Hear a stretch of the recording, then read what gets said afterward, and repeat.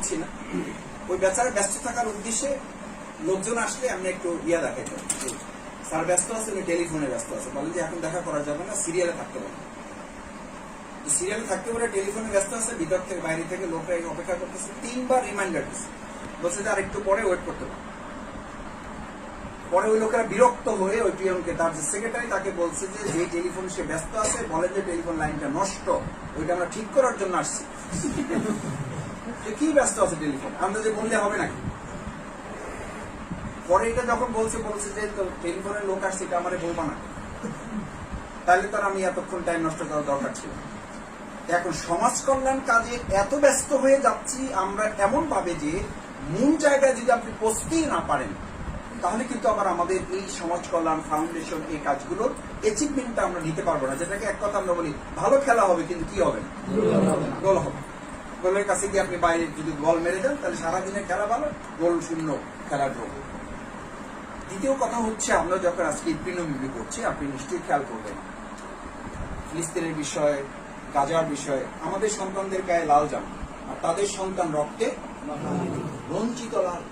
এই আসার সময় আমি নিউজ দেখে আসলাম, 3 দিক থেকে তাদেরকে হামলা করা হচ্ছে, রক্তাক্ত পুরো। এই গাজার কথা আমরা আলোচনা করি, আমাদের বাংলাদেশের কথাও তো আমাদের আলোচনা করি। আমি আসার কিছুদিন আগে আমাদের ব্যারিস্টার আরমান ভাইয়ের ওয়াইফের সাথে ওনার বাসায় গিয়ে কথা বলে এসেছি। আমি শুধু এতটুকু আবেদন করতে, উনি ঠিক বাচ্চা শিশুরা যেমন কাঁদে, মানে ওনার বাচ্চাটা কাঁদতেছে না, উনি ঠিক ওরকম করে মানে কান্নাটা থামাতে পারছেন না, চেষ্টা করছেন। আমি শুধু এতটুকু বললাম যে ভাবি বাচ্চাদের নিয়ে আমাদের বাসায় একদিন বেড়াতে যান। আমি কান্নাটা বুঝতে পারতেছিলাম যে এই কথাটা বলাতে আমার কোনো অপরাধ বা আমি কোনো কষ্ট দিয়ে ফেলছি। এক পর্যায়ে উনি বললেন যে মাসুদ ভাই, আমরা এরকম 1-2টা বাসায় গিয়েছি, যাওয়ার পরে আমার সন্তান 2টো বাচ্চা ওনার, যখন গিয়ে কোনো বাবাকে তারা দেখে, সাথে সাথে তারা জিজ্ঞেস করে যে মা, আমাদের এরকম একটা বাবা থাকার কথা ছিল, আমার বাবা কোথায়?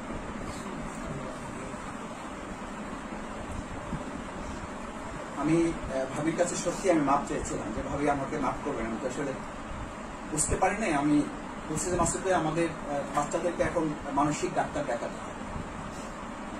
ওরা যে কাউকে দেখলে জিজ্ঞেস করে যে এরকম একটা বাবা তো আমাদের ছিল, যে কোনো পুরুষ লোককে দেখে ওদেরকে মানসিক ডাক্তার দেখাতে হয়। প্রফেসর গোলাম আজম রাহিমাহুল্লাহ, ওনার সন্তান, ওনার বাসা যারা আছেন মগবাজার, আমরা কিছু যোগাযোগ করার চেষ্টা করি। ওনার স্ত্রী আমাদের আজমি ভাই, আমাদের বাংলাদেশটাও কিন্তু আমরা একইভাবে, আমি সে মাঝে মধ্যে আমার পরিবারে আমি বলি কি, আমরা কি ঈদ করি বলো, কিসের ঈদ করি আমরা? কুল্লু মুসলিমিন জাসাদ, গোটা মুসলিম উম্মত একটা শরীর, গোটা মুসলিম উম্মত একটা শরীর। আমাদের কিসের ঈদ, কি আনন্দ আমাদের, এরপর আমরা করি, আমরা নিষ্ঠুর, আমরা স্বার্থপরের মতো আমরা করি। ঈদ তো হবে সেদিন। আমি রমজান বলি, আমি প্রত্যেকটা ঈদ মেনে বলি, ঈদ হচ্ছে এই জন্য আপনি একটু আনন্দ করেন। কেন? রমজানের 30টি রোজা আল্লাহর পক্ষ থেকে ফরজ ছিল, আল্লাহর একটা নির্দেশ আপনি পালন করতে পেরেছেন, সাররাতকে হাসানাতে আপনি আল্লাহর নির্দেশ পালন করতে পেরেছেন, আপনার মনে আনন্দ তৈরি হয়েছে, দ্যাট ইজ ঈদ। এটা হলো একটা সিম্বলিক, বছরের প্রতীকী ঈদ। এই ঈদ শেষ হওয়ার পর প্রত্যেকটা আল্লাহর নির্দেশ যখন যেভাবে পালন করতে পারবেন, পালন করার সাথে সাথে আপনার ঈদ। আপনি তেলাওয়াত করতে পেরেছেন, আপনার ঈদ। আপনি তাহাজ্জুদ পড়তে পেরেছেন, আপনার ঈদ। আপনি সংগঠনটা সার্কুলার নির্দেশ মানতে পেরেছেন, আপনার ঈদ। আপনি কর্মী বাড়ানোর কথা ছিল, বাড়াতে পেরেছেন, আপনার ঈদ। আপনি ইউনিটের কাজ 4টা করার কথা ছিল, আপনি করতে পেরেছেন, আপনার ঈদ। আপনি আর্থিক কোরবানি করার কথা, এককালীন ওয়াদা জরুরি পূরণ করার কথা করতে পেরেছেন, আপনার ঈদ। আপনি ইউনিটের, ওয়ার্ডের, পৌরসভা, ইউনিয়নের নেশা পূরণ করতে পেরেছেন, কষ্ট করে নির্দেশটা বাস্তবায়ন করতে পেরেছেন, আপনার ঈদ। এটা হলো বছরের একটাই, আর এটা প্রতি মিনিট, প্রতি সেকেন্ড, ঘন্টার ঈদ হয়ে যাবে যদি এইভাবে আল্লাহর নির্দেশ পালনে আপনি নিজেকে অভ্যস্ত করতে পারেন। না হলে কিসের ঈদ? অসাদকা হাসানুকা, ওখানে সাররাতকা হাসানুকা, এখানে সাদকা সাইয়াতুকা। যদি ভালো কাজ আনন্দ দেয় আর অন্যায় কাজ, নিষ্ক্রিয়তা, নিস্তব্ধতা, নিথরতা আপনাকে অনুতপ্ত, অনুসূচিত না করে, আমি করতে পারলাম না, কোনো অজুহাত, অভিযোগ, এটা পেশ করার পরিবর্তে বরং আমার মধ্যে একটা অনুতপ্ত, অনুসূচিত মন তৈরি হয়, এটাও যদি না হয় তাহলে তার ইমানই নাই। ফান্তা মুমিন, তাহলে তো সে ইমানদারি হবে না। ইমানদার ফান্তা তুমি এই কারণে মুমিন যে না করতে পারলেও অন্তত তোমার মধ্যে একটা অনুতপ্ত, অনুশোচনা, নিজের মধ্যে একটা দুঃখ, একটা কষ্ট আছে যে আমি এতটুকু করতে পারছি না। আল্লাহ রসুল করিম সাল্লাল্লাহু আলাইহি সাল্লাম এতটুকু করতে না পেরে যারা আমরা শুধু আলোচনায় থাকি, কোনো কারণে যদি আমি শুধু বক্তৃতায় থাকি, শুধু আলোচনায় থাকি, শুধু যদি আমি গবেষণায় থাকি, শুধু আমি পরামর্শের মধ্যে থাকি, শুধু আমি কথার মধ্যে যদি থাকি। আল্লাহ রাসূল সাল্লাল্লাহু আলাইহি ওয়াসাল্লাম আন ইবনে মাসউদ রাদিয়াল্লাহু তাআলা আন ক্বালা রাসূলুল্লাহ সাল্লাল্লাহু আলাইহি ওয়াসাল্লাম, আল্লাহ রাসূল সাল্লাল্লাহু আলাইহি ওয়াসাল্লাম আন ইবনে মাসউদ রাদিয়াল্লাহু থেকে বর্ণিত, তিনি বলেন, একটা জামানায় সময় আসবে আর এখন এসে গেছে, ওয়া ইয়াকুলুনা মা লা ইয়াফআলুন। তোমাদের মধ্যে একটা সময় আসবে যে প্রচুর কথা হবে, প্রচুর আলোচনা হবে, প্রচুর তাফসীর হবে, প্রচুর মুহাদ্দিস হাদিসের আলোচনা হবে, প্রচুর মাসালা আলোচনা হবে। সব কিছু হওয়ার পরে ওয়া ইয়াকুলুনা মা লা ইয়াফআলুন, তারা কথা বলবে কিন্তু কাজ করবে না। তাদের ভালো আলোচক থাকবে, ভালো কর্মী থাকবে না, ভালো গবেষক থাকবে, কিন্তু ভালো আন্দোলনের কোনো সৈনিক থাকবে না। এই রমজানের মধ্য দিয়ে আল্লাহ তাআলা একই সাথে একটা ইবাদত দুই ধরনের লোক তৈরি করেছেন আল্লাহ। কয় ধরনের? আমি অনেক সময় বলে থাকি, রমজান 30টা রোজা শুরু হওয়ার পর থেকেই দেখবেন কদর নিয়ে আমাদের প্রেশান। 21 তারিখের কদর, 23 তারিখের কদর, 25 তারিখের কদর, 27 তারিখের কদর, 29 তারিখের কদর। নিঃসন্দেহে মর্যাদা। এই মর্যাদাটা কাদের? রিসেপশনটা কাদের? এই সম্মানটা কাদের জন্য? যারা কদর খুঁজবেন তারা কারা? তারা বদর খুঁজেছেন যারা, তারাদের জন্য হলো কদর। কিন্তু আপনি বদরে খুঁজবেন না, শুধু কি খুঁজবেন? কদর খুঁজবেন। মুক্তিযুদ্ধে অংশগ্রহণের খবর নাই খেতাব পাওয়ার জন্য অস্থির। আমার কাছে কিছুটা হাস্যকর লাগে, আমি একটু লজ্জাও পাই। আমি আল্লাহর কাছে কদরে যতবার হাত তুলেছি, আমি লজ্জিত হয়ে হাত তুলেছি, কোনো আবদার করে হাত তুলতে পারি না। আমি এটা করেছি, ওটা করেছি, আল্লাহ আমার কিছু দেয়। আমি বলেছি, আল্লাহ আমি তো যুদ্ধই করে নি, আমাদের ওই শাহরিয়ার কবিরদের মতো যুদ্ধের খবর নাই, কিন্তু মুক্তিযোদ্ধা, সে মুক্তিযোদ্ধা, তার ছেলে মুক্তিযোদ্ধা, তার মোটরসাইকেল যেটা, সেটার পিছনেও কি লাগা আছে? মুক্তিযোদ্ধা। আমাদের এখন অবস্থা হলো, রমজান এসেছে আপনাকে তো শুধু দরবেশ বানানোর জন্য না, রমজান এসেছে সৈনিকও বানানোর জন্য। আগে তো বদর না, আগে কি? আগে বদর। এমন বদর তৈরি হয়েছে যে 17টা রমজান তাদেরকে এমন ভাবে প্রস্তুত করেছে, এমন সৈনিক তারা হয়ে গেছে, তাদের জন্য আল্লাহ রিসেপশনের ব্যবস্থা করেছে, তাদের জন্য আল্লাহ তাআলা অভ্যর্থনার ব্যবস্থা করেছেন। যা আসলে এবার তোমাদের এইসব সওয়াব আমল, এই ঘাটতি তোমাদের নিয়ে আমি তোমাদেরকে জাহান্নামে দেবো না। তোমরা যে সিদ্ধান্ত নিয়ে ফেলেছো জীবন পরিবর্তনে, ওটাতে আমি এত খুশি হয়েছি। তোমাদের সৈনিকগিরিতে আমি এত খুশি হয়েছি যে এবার দরবেশগিরি আমি তোমাদেরকে দিয়ে দেবো। এখন বদর আছে, কদর নাই, কদর আছে, কদর নাই। আমরা দুই ভাগে ভাগ হয়ে গেছি।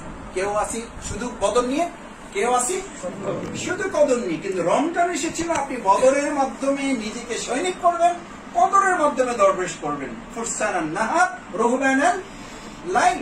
না হলে কি হবে? আল্লাহ তাআলা কত কঠিন করে বলেছেন। এখন আমাদের অনেকে বলে, মাসুদ ভাই, অমুক আলেম, অমুক বক্তা, অমুক লেকচারার, অমুক মুফতি, অমুক দলের লোকেরা খুব ইসলামের কথা বলে, কিন্তু আসলে তোমাদের সমস্যা আছে। আমি এই সমস্যার কথা আপনি জানেন, আল্লাহ জানে না? আল্লাহ তো বহুকে বলে দিয়েছে, ইয়া আইয়ুহাল্লাযীনা আমানু ইন্না কাসীরাম মিনাল আহবারি ওয়ার রুহবান। কাসীর না কলিল? কাসীর না কলিল? অল্প না বেশি? বেশি সংখ্যক পণ্ডিত, গবেষক, বুদ্ধিজীবী, পরামর্শের পর পরামর্শ, লেকচারের পর লেকচার, বক্তৃতার পর বক্তৃতা। 5টা কথা হয়ে যাওয়ার পর আবার মোবাইলে টেক্সট দেয়, কয় যে বক্তৃতা আমি যে 5টা পরামর্শ দিয়েছে, পর আমার আরো 3টা বাকি আছে। আমার এই কথায় ভুল মেসেজ দিয়ে না যে আমরা পরামর্শ দিব না ভবিষ্যতে, নিশ্চয়ই দিবেন। কিন্তু আল্লাহ তাআলা তাদেরকে কেন উল্লেখ করেন? আখবার, ওই সমস্ত পণ্ডিতদের কথা কেন উল্লেখ করলেন? তাদের বৈশিষ্ট্যটা কি ছিল? ওয়ায়াকুলুনা আমওয়ালান নাসি বিল বাতিলি ওয়ায়াসুদ্দুনা আন সাবিলিল্লাহ। তারা শুধু নিষ্ক্রিয় থাকে না, তারা শুধু আপোষকামী না। তাদের বৈশিষ্ট্য ছিল, তারা এই লকবের মাধ্যমে, পাণ্ডিত্যের মাধ্যমে, জ্ঞানের মাধ্যমে, তার এই অর্জিত উপাধির মাধ্যমে, ডক্টরেট ডিগ্রির মাধ্যমে, তার এই আইনজীবী পেশার মাধ্যমে, তার ইঞ্জিনিয়ারগিরির মাধ্যমে, তার এই মুফাসসিরগিরির মাধ্যমে, তার এই মুহাদ্দিসগিরির মাধ্যমে, তার ইমাম খতিবগিরির মাধ্যমে, ওয়ায়াকুলুনা আমওয়ালান নাসি বিল বাতিল, অন্যায়ভাবে মানুষের সম্পদকে ভক্ষণ করা, ওয়ায়াসুদ্দুনা আন সাবিলিল্লাহ। আর আল্লাহর জমিনে তারা রিস্কির নিস্তব্ধ শুধু থাকে না, তাদের টার্গেটই থাকে এটাকে উপাধি বানিয়ে, এটাকে একটা লকব বানিয়ে এই ধারায় জান্নাতে যাওয়ার উপার্জন এমন ভাবে করবে যে প্রকৃতি ইসলামী আন্দোলনকে তারা বাধাগ্রস্ত করবে না, করছে। মাওলানা মওদুদী মরহুম রাহমাতুল্লাহ জামাতের 75 জন নিয়ে যখন বসেছিলেন, ওনাকে বসতে বাধ্য করা হয়েছে। উনি তরজমাল কোরআন লিখতেছিলেন আর মেসেজ দিয়ে দিয়ে লোকেরা চিঠি পাঠিয়ে পাঠিয়ে বলছিলেন, মাওলানা আপনার কোরআন পড়ে তো আমাদের একটা দায়িত্বের জায়গা তৈরি হয়েছে, এটা তো শুধু পড়ে বুঝতেছি, আমাদের কাজ শেষ না, পড়ে ফেলেছি, এখন আপনার মেসেজ পেয়ে মনে করছে আমাদের কিছু করারও। এই 75 নিয়ে বসার পরে ওনাকে কোশ্চেন করা হয়েছিল, এই সমাজে তো অনেক ইসলামী আন্দোলন আছে, এরপরে বাংলাদেশ জামাত ইসলামী কেন? প্রথম প্রশ্ন ছিল 75 জনের একজনের, কেন? তখন উনি জবাব দিয়েছেন, বাংলাদেশ জামাত ইসলামী এই সমস্ত ইসলামী আন্দোলনকে সাথে করে নিয়ে অথবা তাদের সাথে আমরা গিয়ে যে কাজটা এখনো কেউ করতে পারছে না, আল্লাহর জমিনে আল্লাহর দিন প্রতিষ্ঠা, সেই কাজটা জামাত ইসলামী করতে চায়। এক। 2 নম্বর কথা ছিল না যে এই কাজে আপনি প্রথম প্রতিবন্ধক শক্তি কাদেরকে মনে করেন? অনেকে আমাদেরকে এটা এখনো জিজ্ঞেস করেন। এটা ওনার বই যারা পড়েছেন, রাসায়ল মাসাল যারা পড়েছেন তাদের পাওয়ার কথা, মাওলানা মওদুদী মরহুমের একটা ইতিহাস, একটা আন্দোলন যারা পড়েছেন তাদের জানার কথা, জামাত ইসলামের ইতিহাস যারা পড়েছেন তাদের সবার জানা থাকার কথা। উনি তখন প্রতিবন্ধক শক্তি হিসেবে আর্মির কথা বলেন, উনি আমাদের পার্শ্ববর্তী রাষ্ট্র ভারতের কথা বলে নাই, উনি র্যাবের কথা বলে নাই, উনি পুলিশের কথা বলে নাই, উনি আওয়ামী লীগ বিএনপির কথা বলে নাই। কাদের কথা বলেছেন? ওই সময় বলেছেন এটা প্রথম প্রতিবন্ধক শক্তি হবে ওলামায়ে কেরাম। প্রথম হয়েছিল না হয়নি? হয়েছিল, এখনো আছে এবং ভবিষ্যতেও থাকবে, কারণ এটা আল্লাহ তাআলাই বলে দিয়েছেন।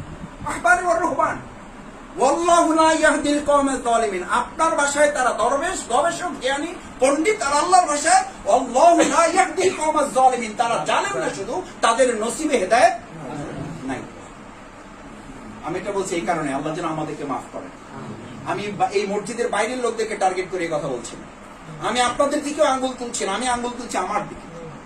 আমি সেই মুহাদ্দিস কিনা, আমি সেই মুফতি কিনা, আমি সেই আলোচক কিনা, আমি সেই বক্তা কিনা? আল্লাহ রাসূল যাকে ইঙ্গিত করে আন ইবনে মাসউদ রাদিয়াল্লাহু আনহু ইয়াকুলুনা মা লা ইয়াফআলুন, তারা সেই সমস্ত লোক, তাদের বিরুদ্ধে যুদ্ধ করো। ওয়া ইয়াফআলুনা মা লা ইউমানুন, তারা এমন কথা বলবে যা তারা করবে না, যা তারা করবে তা আমার আল্লাহ, আমি আল্লাহ রাসূল তাদের করতে বলি নাই, সেই কাজ করে তারা আত্মতৃপ্তি নেওয়ার চেষ্টা করবে। করবে না করছে? আরে মাসুদ ভাই বলেন, কিছু যে একবারে করছি না তা তো না, কিছু একটা করতেছে এবং সেটাতে শিখি আছে, যথেষ্ট স্যাটিসফাইড। আমি জান্নাত মোটামুটি। আর মাসুদ ভাই যত কথা বলেন, চিনি না আপনার। সে ব্যস্ত থাকার কথা তাকে নিয়ে, সে ব্যস্ত আছে কাকে নিয়ে? আমাকে নিয়ে। সাহাবায়ে কেরামগণের সামনে রাসূল সাল্লাল্লাহু আলাইহি ওয়াসাল্লাম বক্তৃতা করতেন, আয়াতের নাম্বারের দিকে তারা খেয়াল করতেন না, তারা হাদিসের পৃষ্ঠার কথা জানতে চাইতেন না, তারা বক্তৃতাকে মিলিয়ে দেখতেন আমার সাথে এটার কতখানি মিল আছে। আর আমাদের এখন আলোচকদের সামনে যখন কথা হয়, প্রত্যেক শ্রোতার টার্গেট থেকে পৃষ্ঠার নাম্বার বলেন, আয়াত নাম্বার বলেন, এরপর ওনার বক্তৃতা শোনার পর ওনার প্যান্টের দিকে তাকে আমার প্যান্ট ঠিক আছে কিনা, ওনার দাড়ি মেপে তাকে ওনার দাড়ি ঠিক আছে কিনা। ভাবটা এরকম, যিনি কথা বলেন কাজটা শুধু তার, আমরা যারা শুনছি আমাদের দায়িত্ব হলো শুধু আপনাকে ঠিক করা। কি অদ্ভুত কথা!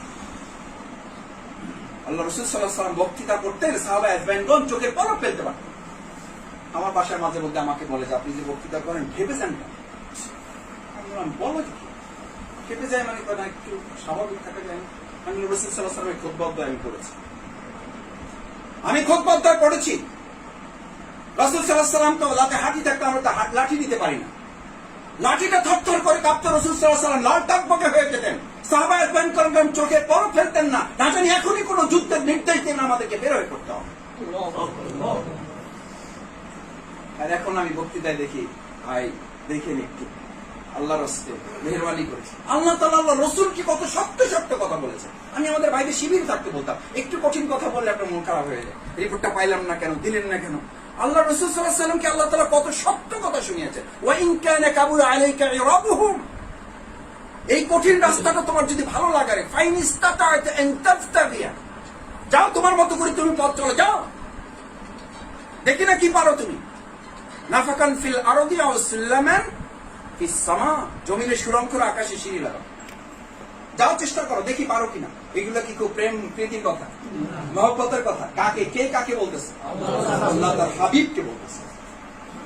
এই জন্য আমার ভাইরা কষ্ট নিয়েন না, কোনো কিছু কষ্ট পাবেন না। ইসলামী আন্দোলনের কোনো কথা কষ্ট নেবেন না। ওয়ালা তুসরাইয়া খাদ্দাকা লিন-নাস, মুখ ভার করে থাকবো না আমি আরেকজন ভাইয়ের কাছ থেকে মুখ ফুলিয়ে থাকবো না। যা করবো মান আহাব্বা লিল্লাহ, আল্লাহর সন্তুষ্টির জন্য একজনকে ভালোবাসবো। ওয়া আবগাদা লিল্লাহ, আমি আল্লাহর দ্বীনের জন্যই কারোর সাথে সম্পর্কে দুর্বল করবো অথবা সম্পর্ক ছিন্ন করে দেবো আল্লাহর সন্তুষ্টির জন্য। এটা এই কারণে বলেছি যে আজকের জামানার জন্য এটা ফিতনা। আল্লাহ রাসূল তারপরে বললেন যে এটার জন্য করণীয় কি তোমাদের? এরকম জামানা যখন আসবে তখন কি তুমি শ্রোতা থাকবা শুধু? ফামান জাহাদাহুম অতঃপর সে যেন যুদ্ধ করে, লড়াই করে, সংগ্রাম করে, চেষ্টা সাধনা প্রাণান্তকর প্রচেষ্টা চালায়। ফামান জাহাদাহুম বিয়াদিহি। শুধু বক্তৃতায় শেষ না, শুধু আলোচনায় শেষ না, আপনি শুধু শ্রোতা হবেন, শফিক ইসলাম মাসুদ শুধু আলোচক হবে, এটাই শেষ কথা বলা হয় নাই। ফামান জাহাদাহুম বিয়াদি, বিয়াদি ইজ নট অনলি হ্যান্ড, শুধু হাত নয়, সমস্ত পাওয়ার, আপনার সব ক্ষমতা যা আছে, মেধা, চিন্তা, বুদ্ধি, পরামর্শ, সন্তান, স্ত্রী, পরিবার, বংশের আভিজাত্য, আপনার স্ট্যাটাস, আপনার ডেজিগনেশন, আপনার আর্থিক ক্ষমতা, আপনার সামাজিক ক্ষমতা যা আছে, সবটুকু মিলে বিয়াদি। ফামান জাহাদাহুম। অতঃপর যদি এই ক্ষেত্রে তোমার কিছু সীমাবদ্ধতা থাকে, ফাবি লিসানি, কিসের মাধ্যমে? চালাও, কথা বলে দাও, সত্য কথাটা এই জামায় বলতে পারাটা সবচেয়ে বড় জিহাদ। আমাদের এখানে আলোচনা আসছে জামাত ইসলামে কি বলেন আপনি, জামাত ইসলামী ছাত্র শিবির। আলহামদুলিল্লাহ, আমি আল্লাহর সওয়াব যেন নষ্ট না করেন, আমার অহংকার মাফ করুন। এই দুর্যোগে, এই দুর্দিনে আমি জাস্ট আসার ঘটনাটা শুধু দুটো পয়েন্ট বলি। আমি আর ঢাকা থেকে রওনা দিয়েছি, আমাকে অনেকেই বলেছে, ঢাকা থেকে বলেছে মাসুদা যায়েন, বাড়ি থেকে তো একদম মা নির্দেশ, বাবা আমাদেরকে দেখতে আসার জন্য দরকার নেই, অন্য কাজ থাকলে আসো। মায়ের কাছ থেকে নিয়েছি সাংগঠনিক ছুটি, আর সংগঠনের কাছ থেকে মায়ের ছুটি, মানে দুই দিক থেকে মিলাই নিয়েছি। রওনা দেওয়ার পর ৩-৪ জনকে রাস্তা জিজ্ঞেস করছি, আমি একটু অন্য রাস্তা দিয়ে আসছি।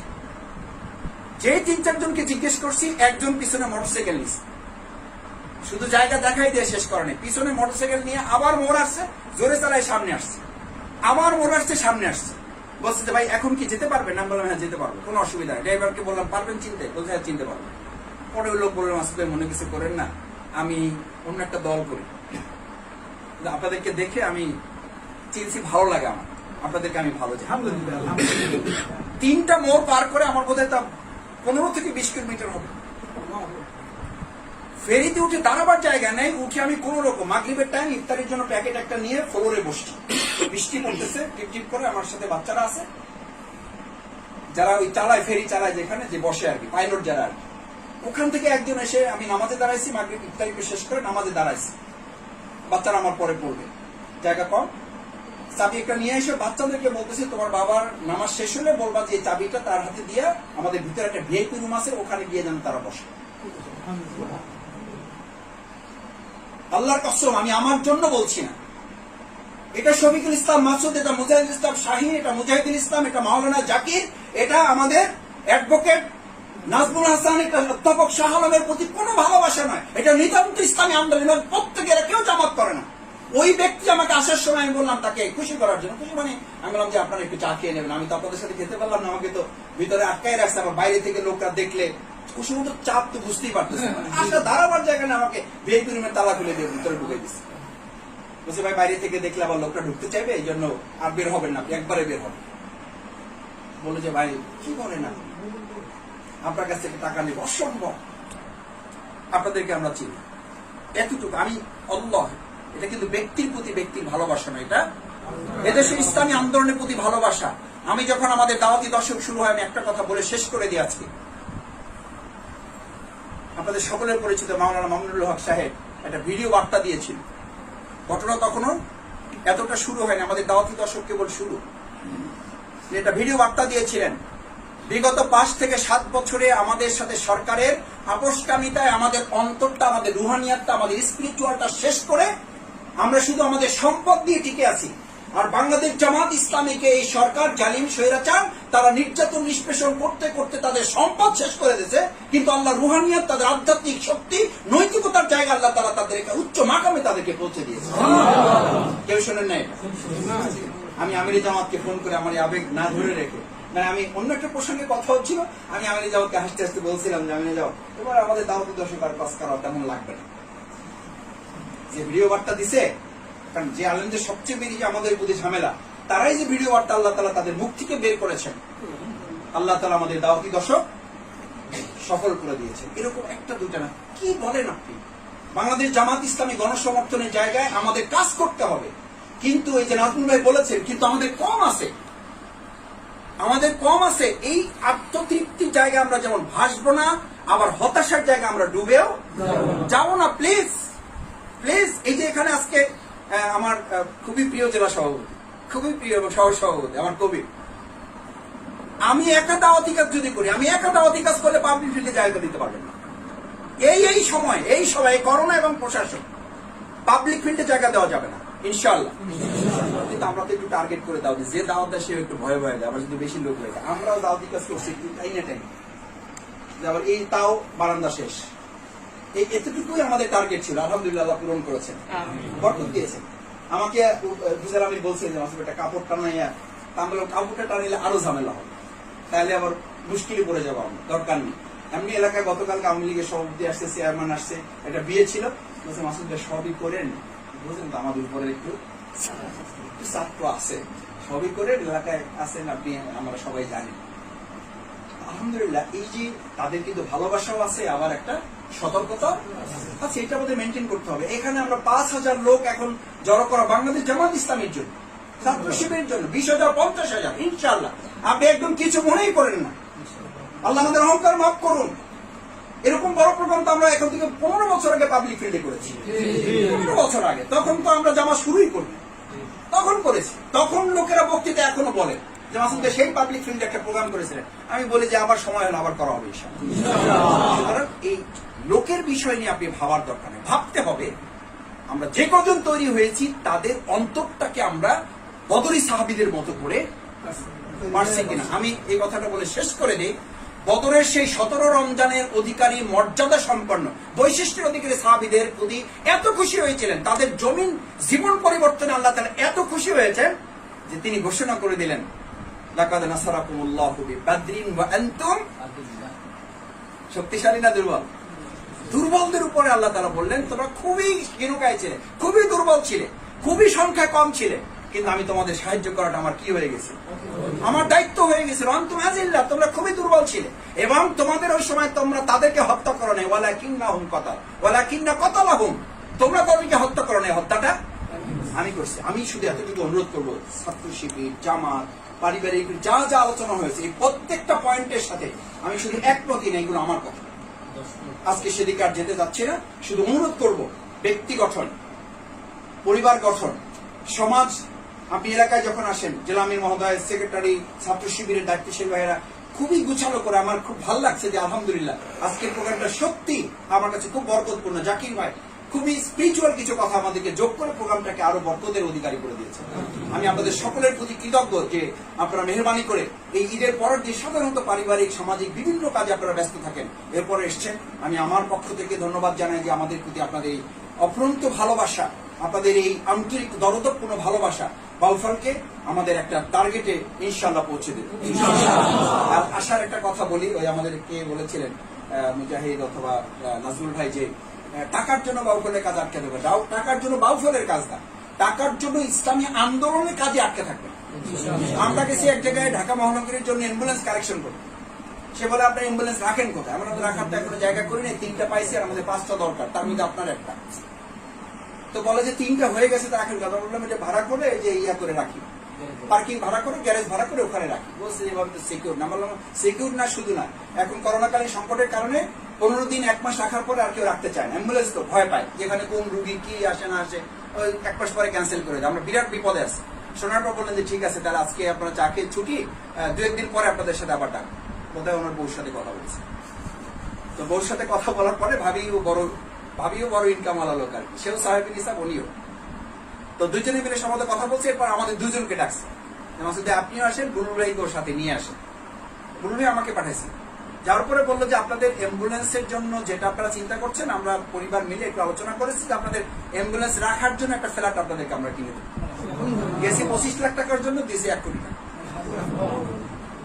এই করোনাকালীন সংকট, এই করোনাকালীন সংকট বাউফলের জন্য স্পেসিফিক আমি আর বলতে চাচ্ছি না। উপজেলা আমি সাক্ষী আছে, জেলা সভাপতি এখানে সাক্ষী আছে, চেয়েছেন জেলা সভাপতি বাজেট কমাই দিচ্ছে না, জেলা সভাপতি বাজেট কমাই দিচ্ছে। বলছে মাসুদ ভাই আপনি তো ওকে করছেন, পুরোটা এখন লাগবে না, পরে লাগলে আবার নিবে। কমাই দিচ্ছে মানে নেয় তা না, বলছে এই স্থান করছে যে পরে লাগলে আবার নিবে। এরপরে উপজেলা আমির আমাকে মহিলাদের জন্য, শ্রমিকদের জন্য, আমি সরি ফর দ্যাট, তো আমি আমার নিজের জন্য করি নাই বা আমার ব্যক্তি থেকেও আমি করি নাই। আমি বলছি বাউফলের কথা আমি যাকে বলবো বরং আমি টাকার কালেকশন করে আমার বলে মাসুদ আপনার বাউফলের খবর। সেই জায়গায় মোটরসাইকেল, মাইক্রো, এইটা ওইটা, এইটা কোনো প্রবলেম না। একটা ছোট্ট একটা খবর Please. যে সেটি হচ্ছে এক ডোনারের কাছে বললাম যে আমরা কিছু জমি চাই, উনি বললেন যে 100 শতক দিলে হবে, তারপর বললেন 200 শতক দিলে হবে, তারপর বললেন 300 শতক দিলে হবে। শুকরান। এই জন্য আমি এটা বলছি আপনাদের, আমাদের এখন সংকট একটা ভাই, আমি সব মিলে একটা সামারিতে আমি আপনাদের কাছে সংকট একটা, আমাদের কর্মী দল বক্তাও শফিকুল ইসলাম মাসুদ, আমি সেই ছোট মানুষ, দেলোয়ার হোসেন সাইদি হুজুর যে প্রোগ্রামে থাকলে আমাদেরকে দেখে আদর করে বলতেন, এই শফিকুল ইসলাম মাসুদ থাকলে আবার আমাদেরকে ডাকছেন কেন?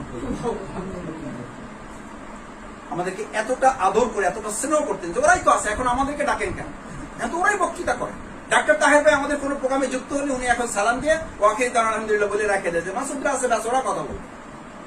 এইটা নিয়ে ভাববার কিচ্ছু নাই, আমাদেরকে একটা রাস্তায় দাঁড় করিয়ে দেবেন। আমাদের মুজাহিদরা, আমাদের সাইদুর রহমান, আমাদের রফিকুল ইসলাম বাদশাহ, আমাদের আলামিনরা, এরা এখন ভবিষ্যতে বড় বড় সম্পদ, এগুলো নিয়ে ভাববেন না। এখন ভাবতে হবে আমাদের এই ময়দান পরিবর্তনের সব আছে, সব। আমি এলাকায় ঘুরেছি, আমি এলাকায় প্রত্যেকটা বাড়িতে বাড়িতে যাওয়ার সুযোগ করার চেষ্টা করেছি। এক একজন আমাদের জন্য অন্তর খুলে বসে আছে, আমরা আসলে ঢোকার সময় পাচ্ছি না। এই জন্য মনের দিক থেকে আপনারা কেউ সংকীর্ণতা পাওয়ার সুযোগ নেই। আমাদের ভবিষ্যৎ, আমাদের বর্তমানই সুন্দর। আমাদের মানে জিজ্ঞেস করেন মাসুদের ভালো কোনো খবর আছে, আমি বললাম আমার তো ভালো খবরের উপরই আছে, আমার কাছে তো কোনো খারাপ খবর নাই, আমার কাছে তো কোনো খারাপ খবর নাই। সৈনিকরা যখন যুদ্ধ থাকে তখন ভালো থাকে, যখন রেস্টে থাকে তখন ওদের মন খারাপ থাকে। ইসলামী আন্দোলনের কর্মীদেরকে তো এই বাহিনীর জন্য তৈরি করা হয়েছে, আমরা তো এটাকে এনজয় করি। সুতরাং এর মধ্যে আমাদের এনজয় করার কাজটা কি আমরা সামনের দিকে এগিয়ে নিয়ে যাবো। আমি দুঃখিত যে একটু সময় নিয়ে ফেলেছি, আল্লাহ তাআলা আমাদের মাফ করুন। বাউফল নিয়ে আপনাদের যে ভালোবাসা, যে চিন্তা, যে আগ্রহ, যে আবেগ, এটাকে আমরা সম্মান নিয়ে আমরা সমাজ কল্যাণ কাজের এখন ফিরিস্তি দেওয়ার সময় নেই। আলহামদুলিল্লাহ আমরা সবাই মিলে চেষ্টা করছি, শুধু আশ্বস্ত করছি যে আপনারা যা চাচ্ছেন পুরোটা পাচ্ছি না, কিন্তু তার কাছাকাছি আমরা পৌঁছে যাওয়ার চেষ্টা করছি। আমরা সেলাই মেশিন বিতরণ, আমরা শ্রমিকদের কাছে পৌঁছা, আমরা আমাদের চিকিৎসা সেবা, আমরা আমাদের শিক্ষা ভাতা, আমরা আমাদের টিউবওয়েল থেকে শুরু করে সব জায়গায় আমরা চেষ্টা করছি পৌঁছাতে। ইভেন আমরা একটা স্বাস্থ্য সেবায় ফ্রি অ্যাম্বুলেন্স, যদি আমাকে বলেন 1 মাস সময় একটা অ্যাম্বুলেন্স দিতে হবে, আমি এখন কথা দিয়ে যাচ্ছি। যদি বাউফল বলে যে এই ম্যানেজমেন্ট আমরা দাঁড় করাইয়া, এটা আমরা চালাইয়া, এটার মধ্য দিয়ে আমরা কাজ করতে পারবো, 1 মাসের মাথায় বাউফল একটা অ্যাম্বুলেন্স পৌঁছে দেওয়া সম্ভব। সেই লোক, সেই সুদী, সেই শুভাকাঙ্ক্ষী, এটা অ্যাম্বুলেন্সটা বড় উদাহরণ। মানে এরকম লজিস্টিক সাপোর্টের জন্য বাউফলকে কোথাও দ্বারস্থ হতে হবে না, আমরা শুধু দ্বারস্থ হবে আল্লাহ। বাকি বহু লোক আল্লাহ তাআলা তার বান্দাকে বিভিন্ন জায়গায় সেট করে রেখেছেন। আল্লাহ তাআলার কাছে সেই আপনারা চেষ্টা করছেন, আপনাদের সকল পরামর্শগুলোকে অ্যাকোমোডেট করে এখানে দায়িত্বশীলরা আজকে যুক্ত আছেন, ছাত্র শিবিরের ভাইরা আছেন। আমি অনুরোধ করবো যে আপনাদের এই আবেগ, অনুভূতি, আপনাদের পরামর্শগুলো আমরা শ্রদ্ধার সাথে রেখে, বিশেষ করে আমি আবারও ধন্যবাদ জানাই উপজেলা ইউনিয়ন পর্যায়ে যারা দায়িত্ব পালন করেন, জামাতের ছাত্র শিবিরের মাঠ পর্যায়ে আপনারা যারা, আপনাদের এই পেশানি, আপনাদের এই কষ্ট শ্রমকে আল্লাহ তাআলা যেন কবুল মঞ্জুর করে একটা মজবুত ঘাঁটিতে, এবং এটা একটা পাইলট উপজেলা। বিশ্বাস করুন, জেলা আমির আমাকে মাঝে মধ্যেই যতটুকু কথা হয়, নাজমুল ভাইও মাঝে মধ্যে বলেন যে বাউফল এমনি দুর্বল, তার মধ্যে বাউফলটা আলহামদুলিল্লাহ। এই বাউফলের মধ্যে আবার এই যে ধানদি, একসময় বলতো বাউফলের মিছিল হলে ধানদি থেকে আমরা একটা মিছিল নিয়ে আসতাম। ওই ধানদির মিছিলের জন্য আমার ভালো মনে আছে, শাহী মসজিদ থেকে মিছিল শুরু হবে, হারুন রশিদ হিরণ ভাই অপেক্ষায় আছে, 10টার প্রোগ্রাম 10:15 বেজে গেছে, সবাই বলতেছেন প্রোগ্রাম শুরু, শিবির প্রোগ্রাম 1 মিনিট নড়চড় নেই, কারণ মিছিলটা আমাদের আসতে একটু কি হয়ে গেছে, একটু দেরি হয়ে গেছে, লোক বেশি নিয়ে আসছি তো, বলে যে না ধানদির মিছিল না আসলে শুরু করা যাবে না। আমাদের মিছিলে আসার পরে দেখা গেল ওনাদের যা লোক নিয়ে অপেক্ষা করছে তার সে ধানদির থেকে বেশি আসছে। আমি এটা বলছি এই জন্য, শিবিরের ভাইরা যারা আসছেন এই সোনামুখী স্কুলে, এই স্কুলে, আমার বাড়ির স্কুলে, এখন আলহামদুলিল্লাহ আমি যাদের কাছে কালেকশন করি তারা আমার কোরআন পড়ানো লোক, আমি তাদেরকে কোরআন পড়িয়েছি। এখন তারা ইসলামী ব্যাংকে চাকরি করে, বললে 5,000, 10,000, 20,000, 50,000, শুধু অনুরোধ করলে তারা দিবে। এটা তোমরা পাচ্ছ, সোনামুখী স্কুলে কতদিন যেতে পারছো, আমি সেই লোক, আল্লাহ মাফ করো এটা বলছি শিবিরকে। এখন জামাতের দিকে কোনো ক্ষেত্রে তোমরা আঙুল করো। আমি এই পাঞ্জাবি পরে বিবেশ মাদ্রাসায় যাই, যারা স্কুলে যাওয়ার জন্য পাঞ্জাবি প্যান্টের মধ্যে ঢুকিয়ে ইন করে, তারপরে সোনামুখী মাধ্যমিক বিদ্যালয়ে আমি ঢুকছি, হেডমাস্টার বলতেছে তোমার কি মাথা ঠিক আছে? আমি বললাম স্যার কেন, কি সমস্যা হয়েছে? আমি তো একটা প্রোগ্রামের অনুমতির জন্য আসছি। তুমি যে প্যান্টের মধ্যে পায়জামা ঢুকেছো এটা কি ঠিক করছো তুমি? আমি বললাম স্যার এটা স্কুল তো, এই জন্য আমি আসলে ঢুকে ফেলছি। বলতে না, বের করো। দিনের পর দিন মাসের পর পর দাঁড়াই থাকছে। এরপরে স্যারের দয়া হয়েছে, একটা প্রোগ্রাম করতে দিচ্ছে। আমি জানি না ছাত্র শিবিরের ভাইয়েরা আজকে এরকম কতটা স্কুলের বারান্দায় গিয়ে হেডমাস্টারের একটা অনুমতি চাওয়ার জন্য কতদিন তোমাদের দাঁড়িয়ে থাকার সুযোগ হয়েছে। যদি হয়ে থাকে আলহামদুলিল্লাহ, না হলে এই জায়গায় নাও পৌঁছতে পারলে তোমরা এখন শিবিরের জামাতের কাছে যাও। আর আমরা জামাত কি দিয়েছি? এখানে ইসরাক ভাইকে ডাকেন, সাত্তার ভাইকে ডাকেন, আমরা জামাত কি দিয়েছি? শিবির কালেকশনের সদস্য সম্মেলনে 10,000 টাকা কালেকশন করে আমরা 25,000 টাকা টার্গেট করেছি। এই আওয়ামী লীগের সভাপতি মাহফুজুর রহমান তার বড় কাছ থেকে কালেকশন করছে। মাহফুজ তো দিতই। এখনো সেদিন বাবির সাথে মাহফুজ ভাইকে তো সবাই চেন, আওয়ামী লীগের বড় নেতা। তার ওয়াইফ সেদিন কথা হয়েছে কোন একটা চিকিৎসার ব্যাপারে, বলছে মাসুদ তোমার কাছে তো আমার অনেক বাইতুল বাকি আছে। আমি বললাম জি চাচি, যদি সবগুলো একটু সব দিয়ে দেন তাহলে ভালো হবে। তো বলছে দিয়ে দেবো ইনশাআল্লাহ। সেই কবেকার কথা, আমি তখন বলতে যে আমার ছেলেকে তুমি গোসল করাইতা, ঘুম করাইতা। টার্গেট ছিল তার সাথে সম্পর্ক, তার ছেলেকে নিয়ে সেই টিউবওয়েলে গোসল করাইতাম। আমি আমার কাছারি দিনে তারে ঘুম করাইতাম।